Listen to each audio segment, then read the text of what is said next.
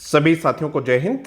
मैं आपका साथी डॉक्टर अशोक शर्मा एक बार फिर से आप सब लोगों के साथ लैंग्वेज सेकंड इंग्लिश रीड और ये सेकंड शिफ्ट का पेपर है, इसका सोल्यूशन करते हैं। एक एक क्वेश्चन को देखते हैं। क्वेश्चन नंबर 1 यानी जो 61वां क्वेश्चन है मॉडल के टॉपिक से है। I swim across the river when I was young. जो भी टीचर मॉडल पढ़ाता है, जो भी टीचर मॉडल एक्सप्लेन करता है, जो बच्चा मॉडल पढ़ के जाता है, वो इस प्रकार के क्वेश्चंस को जरूर देख के जाता है कि एबिलिटी लिखा होता है लेकिन सेंटेंस में कहीं पास्ट का इंडिकेशन होता है तो वो कुड आना चाहिए। तो इसमें कोई बहुत ज़्यादा मुश्किल क्वेश्चन ये था नहीं, आप आराम से कर सकते थे। आई थॉट ही, देखो इसमें पॉसिबिलिटी पूछा है लेकिन क्या है यहाँ थॉट है, तो मे का क्या हो जाना चाहिए, माइट हो जाना चाहिए। इसमें भी कोई किसी प्रकार की दिक्कत किसी को नहीं होनी चाहिए। गाल एंड वार्म वुड, ये एक इडियम है जिसका मुहावरा होता है जो आदमी को पसंद नहीं आए, रिजेंटमेंट होता है, मतलब जो आदमी को अच्छा नहीं लगे, ठीक है। बिटरनेस होती है, कड़वाहट जिसको आप लोग कहते हैं, नापसंद जिसको आप कह सकते हैं। तो इसमें जो ऑप्शन है वो क्या है, इनमें से इसका ऑप्शन हेटफुल हो सकता है। जो ऑप्शंस आपको दिए हुए हैं, ही स्टूड हिज ग्राउंड, अपनी बात पे अडिग रहना, अपनी ओपिनियन, अपनी विचारधारा पे मजबूत रहना, उसको कहते हैं मेंटेन्ड हिज पोजीशन। तो इसमें से जो ऑप्शंस हैं वो ये इसका सही आंसर है। He stood his ground against adversary, तो क्या आएगा इसमें, अपनी बात पर अडिग रहे वो, तो ये इसका सही आंसर हो जाएगा, ठीक है। उसके बाद अपन देखते हैं Petrarchan sonnet is also known as, Petrarchan sonnet को क्या कहा जाता है। तो पेट्राकन सोनेट के कई नाम आप जानते हैं, क्लासिकल सोनेट नाम है उसका, इटालियन सोनेट नाम है उसका, मिल्टोनिक सोनेट है उसका नाम। तो इसमें से देख लेते हैं कौन सा है। इटालियन सोनेट लिखा हुआ है तो कोई दिक्कत नहीं है। प्लॉसिव कॉन्सोनेंट, कॉन्सोनेंट का जब आपने क्लासिफिकेशन किया होगा तो ये निश्चित रूप से आपने पढ़ा होगा, और हमने भी एक वीडियो आप लोगों को उपलब्ध करवाया था, तो उसमें से एक ही वीडियो से 3-4 जितने भी क्वेश्चंस फोनेटिक्स वाले थे वो एक ही वीडियो से आपको उपलब्ध हो गए। ये आपका और मेरा सौभाग्य है। ऐसा कुछ नहीं है कि भी केवल मैं पढ़ाता हूँ उसी में से क्वेश्चंस आते हैं। सभी टीचर्स अच्छी मेहनत करते हैं और आते ही हैं क्वेश्चंस। कहाँ से आएंगे भाई, टॉपिक से तो आएंगे। जब आप टॉपिक को ठीक से पढ़ जाते हैं तो फिर क्वेश्चंस वहाँ से मिल जाते हैं आपको। इसलिए इसमें कोई बहुत बड़ी बात नहीं है कि भाई हमने पढ़ाया और उसमें से सभी के सभी क्वेश्चंस या ऑलमोस्ट सारे क्वेश्चंस आ गए, तो आने ही चाहिए थे। इसीलिए तो आप लोगों को पढ़ाया था कि भाई ज़्यादा से ज़्यादा क्वेश्चंस आएँ, और जब भी आप किसी टॉपिक को बहुत ठीक से पढ़ जाएंगे तो ऑलमोस्ट क्वेश्चंस वहाँ से मिल जाते हैं। तो ये अपना सौभाग्य है कि आपने और हमने मेहनत की, उसका फल हमें मिला। प्लॉसिव कॉन्सोनेंट्स कौन से होते हैं इसमें, ये हमने देख ही लिया। और पैलेटल कौन सा है इसमें, ये आप जानते हैं कि इसमें से जो पैलेटल जो है वो इसका सही आंसर है ये है। देखो ये अब ये को ऐसे ही लिखा जाता है जे, ठीक है। तो ये है ये साउंड, ठीक है। तो इसमें ये है। और उसके बाद देखिएगा टाइल, टाइल का जब आप ट्रांसक्रिप्शन देखेंगे तो आपको पता चल जाएगा कि इनमें से कौन सी साउंड है। टाइल का ट्रांसक्रिप्शन इस प्रकार से होता है, टाइल तो आइल, तो ये टाइल।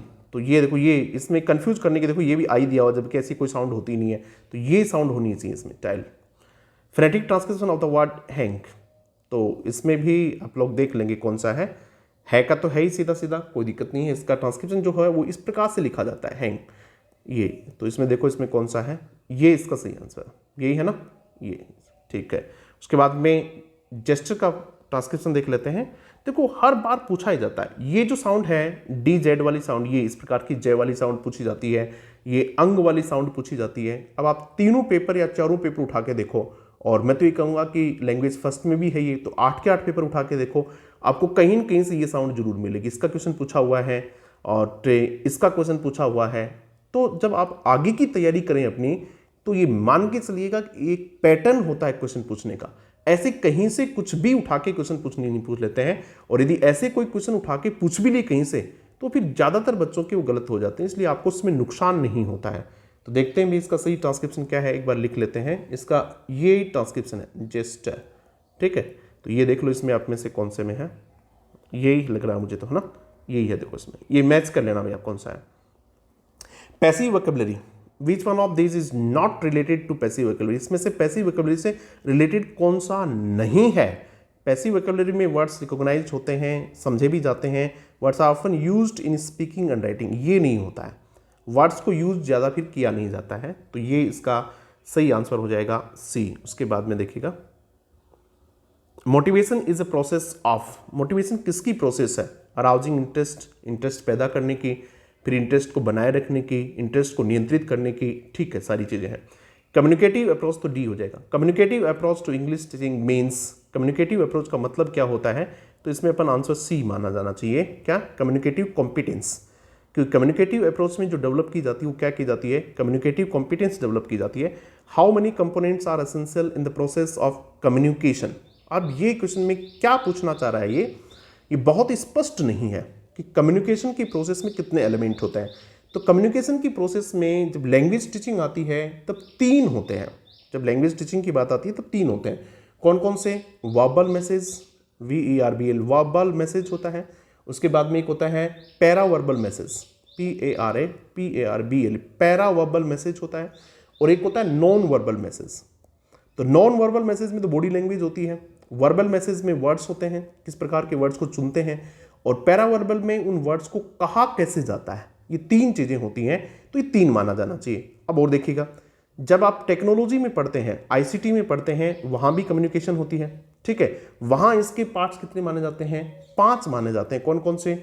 सबसे पहले इसमें सेंडर होता है, ठीक है, एक सेंडर को मानते हैं। उसके बाद में मैसेज, दूसरा जो कहा जाता है वो, तीसरा चैनल, जिस चैनल से बात कही जाती है वो, ठीक है। उसके बाद में एक रिसीवर, ठीक है, और उसके बाद में होता है आउटकम ऑफ रिसीवर। तो वहाँ 5 मानते हैं। अब ये तो बोर्ड तय करेगा कि इसमें कौन सा माना जाना चाहिए, लेकिन मुझे स्पष्ट लगता ये है कि इसमें 3 आंसर माना जाना चाहिए। और यदि 3 नहीं भी मानते हैं तब भी वही पिछले वाली बात है कि आप लोग के इसको ऑब्जेक्ट जरूर कर सकते हैं कि भाई आपने इसको 5 क्यों माना। और यदि उन्होंने 5 मान लिया तो फिर बच्चे 3 वाला ऑब्जेक्ट करेंगे, 3 मान लिया तो फिर 5 वाला ऑब्जेक्ट करेंगे। तो मुझे तो ये बहुत ही इस प्रकार का क्वेश्चन लग रहा है। इस प्रकार के क्वेश्चन उनको नहीं डालने चाहिए। तो स्पष्ट हो तो बच्चों को रहे कि भाई फिर वही बात है कि बार बार भी वो आपत्ति मांगते हैं, फिर बच्चे देते हैं, बड़े परेशान हो जाते हैं बच्चे इसमें। तो ऐसा नहीं करना चाहिए, इस प्रकार के क्वेश्चंस को नहीं डाला जाना चाहिए। The communicative approach in teaching has been practice and developed in, ये क्वेश्चन पिछली बार भी आया था और तब इसका चाइना और जापान माना था, ठीक है। मल्टीलैंग्वेलिज्म इन, और देखो बोर्ड कई बार ये भी करता है कि कई बार एक टेस्ट में कुछ मान लेता है और दूसरे में कुछ और ही मान लेता है। पिछली बार जो माना था वो मैं आपको बता रहा हूँ कि इसमें चाइना और जापान माना हुआ है।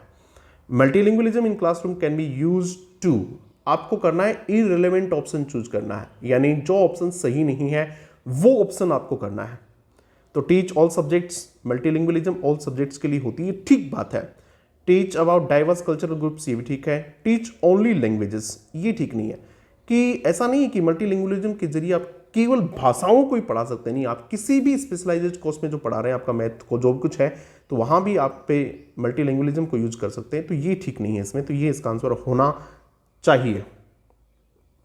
विच one of these is not a part of remedial teaching, इनमें से कौन सा एक, which one of these is not a part of, देखो which one of these is not a part of remedial teaching, कौन सा एक रेमेडियल टीचिंग का पार्ट नहीं है, इसमें आपसे नहीं पूछा है तो कौन सा नहीं है, देखिएगा। Teaching a phrase what has not been taught earlier, मतलब जो पहले पढ़ाया नहीं गया उसको रिफ्रेश, यानी बिल्कुल पहली बार पढ़ाना, तो रेमेडियल टीचिंग का ये हिस्सा नहीं होता है, ठीक है। तो इसमें आप बाकी चीज देखें नहीं देखें यही मान लें। विच one of those is not a challenge of teaching English, इनमें से टीचिंग इंग्लिश का कौन सा एक चैलेंज नहीं है। देखो ये चैलेंज है पक्का, लार्ज क्लास साइज, इसका मतलब नन तो नहीं हो सकता। अब हमारे पास क्या बचते हैं, 2 ऑप्शन बचते हैं, और इन 2 ऑप्शन में से जो सही सटीक है, इस प्रकार के जो अप्लाइड क्वेश्चंस होते हैं, इस प्रकार के जो होते हैं, तो उनको थोड़ा ठीक ढंग से सोल्व करना चाहिए। और देखिएगा, several methods in teaching language, language पढ़ाने के बहुत सारे मेथड्स होते हैं, तो ये कुछ चैलेंज नहीं है। आप बच्चे को किसी भी एक मेथड से पढ़ा दे, जो बच्चा जिस मेथड से पढ़ना चाहिए उसको पढ़ा दे, ठीक है। लेकिन determining the goal of language teaching, तो फिर वो इनमें से मानेंगे तो किसको मानेंगे, एक को मानना चाहिए कि भाई किस बच्चे का जो गोल है वो तय करना, किसी बच्चे को पढ़ाने के लिए क्या गोल है उसका, लैंग्वेज लर्निंग का जो है, लैंग्वेज टीचिंग का है। तो मुझे यूँ लगता है कि इसका आंसर ए होना चाहिए। बाकी इस प्रकार के आंसर जो हैं उनमें बोर्ड कई बार हो सकता है कि वो दूसरा आंसर भी मान ले, लेकिन मुझे स्पष्ट लगता है कि इसका आंसर ये होना चाहिए। बाकी तो फाइनल जब की आएगी तब देखते हैं, इसमें ए ही होना चाहिए। Written test and examinations are not meant to, तो रिटन टेस्ट का प्रोनाउंसिएशन से कोई लेना देना नहीं होता है।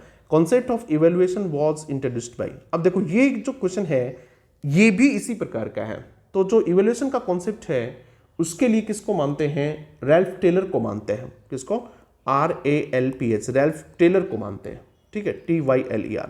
इस आदमी को ये मानते हैं कि इस आदमी ने इवेल्युएशन का कॉन्सेप्ट दिया एजुकेशन में, जबकि ये कहीं ऑप्शन में नहीं है।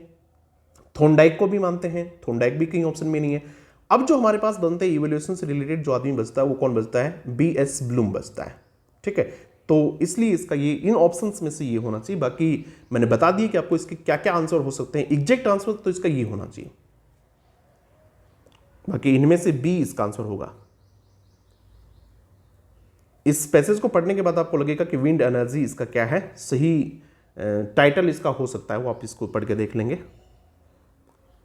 Wind is use to generate mechanical power electricity. तो ये ऐसा नहीं है कि कौन सा सही सेट हो रहा है वही चूज नहीं करना, आपको ये देखना है कि इसमें से पैसेज के अनुसार कौन सा होना चाहिए, ठीक है। ऊपर लिखा हुआ है ये कि अकॉर्डिंग टू पैसेज, पैसेज जब आप पढ़ेंगे इसमें तो आपको ये लगेगा कि इसमें आइदर और है। क्या है इसका आंसर, आइदर और है। ऊपर देखोगे जब आपको पता भी चल जाएगा कि उसमें और का कहीं ऑप्शन दिया हुआ कि या तो ये या ये, देखा था मैंने कहीं सी है इसमें, ये देखो ये है इसमें, यहाँ ये देखो ये और, ठीक है। तो उसमें आइदर और, इसलिए आइदर और होना चाहिए उसका। कई बच्चों ने ऐसे क्या होगा सर देखो ग्रामेटिकल ये भी तो ठीक है, ग्रामेटिकल ये भी तो ठीक है, नहीं ऐसा नहीं, आपको पैसेज से क्वेश्चन पूछा हुआ है, न कि ऐसा है कि आप कहीं से भी आंसर दे देंगे। क्वेश्चन नंबर 83 को देखिएगा। 83 में क्या है, turbines and generators according to passage. Passage के अकॉर्डिंग ये है कि दोनों वो क्या करते हैं, energy use to convert energy. Turbines भी काम आते हैं, जनरेटर्स भी काम आते हैं। तो क्या आ जाएगा इसमें, बोथ एंड इसका सही आंसर हो जाएगा, ये इसका सही आंसर हो जाएगा। उसके बाद देखिएगा ए जनरेटर विद टर्बाइन्स, तो विद है तो इसके अनुसार वर्ब आनी चाहिए, मैकेनिकल पावर इनटू, तो क्या आएगा इसमें, कन्वर्ट्स आ जाएगा, ठीक है। क्या आ जाएगा, कन्वर्ट्स आ जाएगा, ये इसका सही आंसर हो जाएगा। Mechanical energy and electric energy are different forms of energy. तो क्या आना चाहिए इसमें, आर आना चाहिए, ठीक है। हैव बीन भी नहीं आएगा, इज भी नहीं आएगा, वॉज भी नहीं आएगा। क्या आना चाहिए, देखो आपके पास इस बार जो कॉन्कोर्ड के जो क्वेश्चन पूछे हैं वो अच्छे क्वेश्चन पूछे हैं, ऑप्शंस काफ़ी अच्छे ऑप्शंस हैं कि बच्चे को लगेगा कि सर ये भी प्लूरल है और ये भी प्लूरल है, तो फिर हम आर ही क्यों लिखें। देखो जहाँ भी जो यूनिवर्सल ट्रूथ होते हैं उसमें प्रेजेंट सिंपल यूज होता है, ठीक है। तो यहाँ क्या लिख देंगे अपन, आर को ही लिखेंगे, हैव बीन नहीं लिखेंगे। तो कंफ्यूज होने की इसमें कोई बहुत बड़ी वजह है नहीं। ये देखिएगा आपका इसमें राइमिंग स्कीम, हर एक में राइमिंग स्कीम पूछी है। केयर, स्टेयर, इसका मतलब ए दो तो है ही। अब देखो ए इसी में है, सी वाले में, तो इसका सी हो जाएगा। फिर पूछा है विच literary device is used in the second and third line of the stanza. Second और थर्ड में क्या देखिएगा, ये आपकी सेकंड है और ये आपकी थर्ड है। ये से, बे, तो अलिट्रेशन है इसमें, ठीक है। ये पर्सोनिफिकेशन का अच्छा एग्जाम्पल है। ये जो है आपका एबे, दैट एबे फ्राउंड, ठीक है। एबे मठ होता है, फ्राउंड यानी गुस्सा, जिस प्रकार से मंदिर को गुस्सा आ गया, मठ को गुस्सा आ गया, तो उस प्रकार का है ये। तो पर्सोनिफिकेशन इसका, इसमें कंफ्यूज होने जैसी कोई स्थिति बनती नहीं है। उसके बाद में देखिएगा इसमें अंडरलाइन किया हुआ है फेस, क्वेस्ट, डिप्रेस्ड, ठीक है, रेस्ट। तो ये इनमें जो ऑप्शन है वो अपन क्या मानेंगे, इसको एसोनेंस ऑप्शन है, ठीक है। उसके बाद में देखिएगा like a star, the soul was like a star, तो इसमें क्या आ जाएगा, लाइक ए स्टार सिमिली आ जाएगा, ठीक है।